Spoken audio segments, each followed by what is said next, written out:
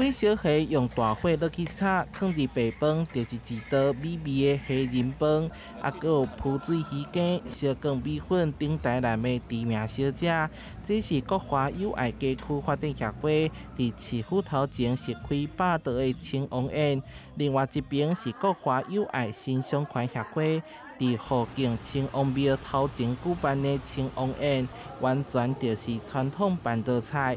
第一道是猪脚米线，临盘顶悬有乌鱼子等等，两个协会名相过相像，也毋过菜色内容拢无同。一个是妙方一般的平安宴，那我们是商圈商圈的活动，我们是把整个商圈的会员串联起来，大概有40几个业者。这边的松王宴是每年的农历8月28，是松王的生日。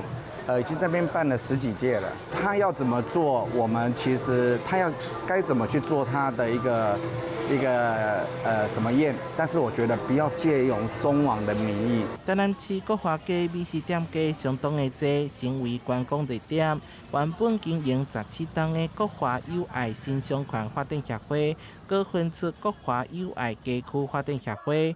不过新成立的协会，互认为是吃豆腐，范围嘛小共，争议不断。台南市经发局其中协商，新商圈协会范围伫尊王路以北、民生路以南；拄成立的街区协会范围伫咧健康路以北、保安路以南。那你觉得哪里才是算正宗的松王宴？